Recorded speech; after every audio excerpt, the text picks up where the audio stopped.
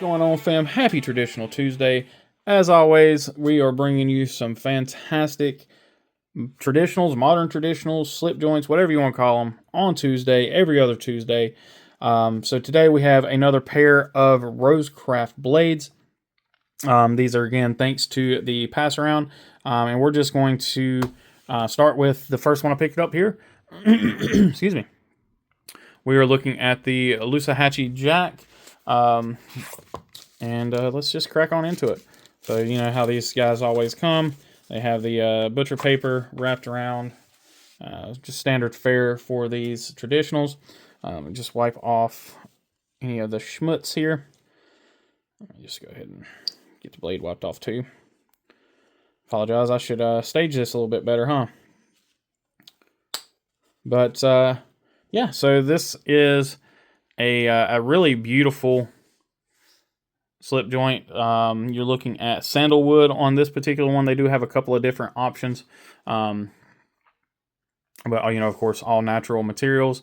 Again, you do have that sandalwood, rose badge, nickel silver bolsters, it looks like. Or, excuse me, nickel silver pins, it looks like. Might even be brass pins. No, I think they're nickel silver. Got a little bit of silver showing there. Really nice polished bolsters, as per usual. This particular one, nah, that's good. I was about to say it's got a little bit of a low spring there, but I think that's okay because it's that way pretty much the whole way down. Everything looks good. No real issues there whatsoever. Let's see. Check this side here. Again, it's a natural material, so it's not going to be identical left to right. Everything's looking good there, though. Beautiful blade. This one does have a long pull. Man, I just put fingerprints back all over that thing. Got a long pull on, I don't know, clip point, drop point. I don't know what you'd call this one. It's got a nice belly to it, though. You got kind of a clip point with a belly there. Almost a, dare I say, a buoy-esque blade. Anyway, I'm sure I'll get some hate in the comments for not knowing what that is, but beautiful satin blade. Got a nice long pull there. Of course, the typical RoseCraft branding. Typical sharpening choil from RoseCraft. The sharpening grind looks to be pretty symmetrical. Looks like her tip will be pretty close. Not perfect, but actually, no, this one I think is... it's pretty close. It's close, if not perfect.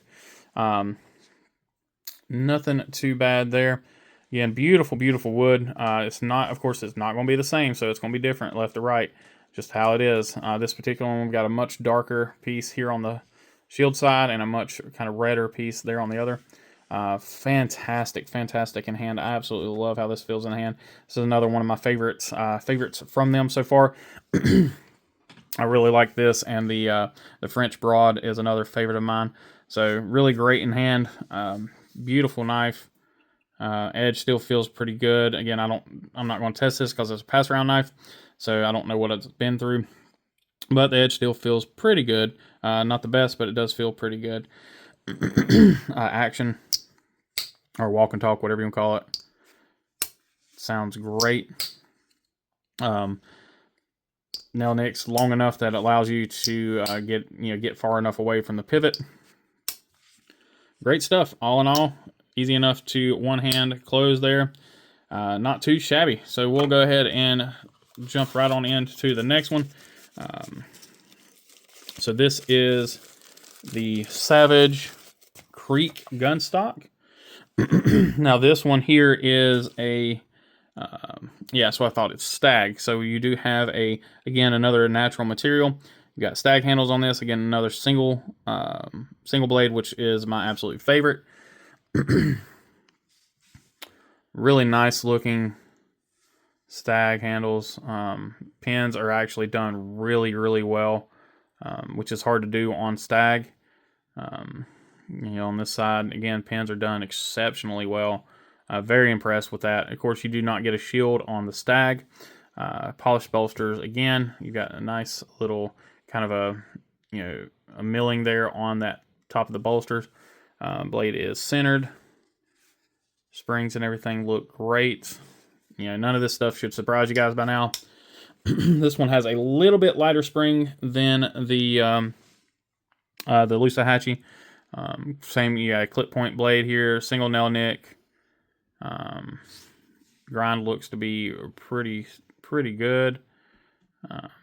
As per usual, this one does have a slightly off grind on the tip. You guys can see that there, hopefully.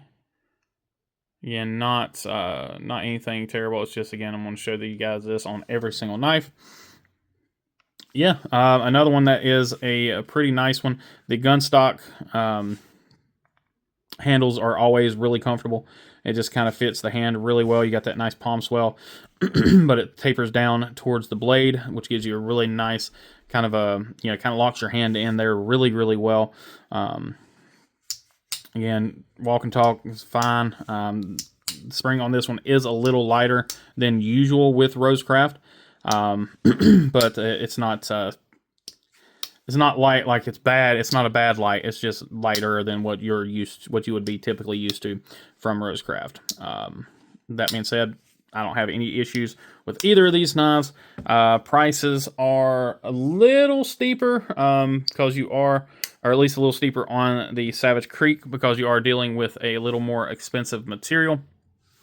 So on the Sandalwood, the Loosahatchie 2.9, these are both right at 3-inch blades, both right at 6.5 inches overall, both right at 3 ounces. So these are pretty much the same, like pretty similar knives as far as dimensions and everything goes. But there's about a $20 difference in price.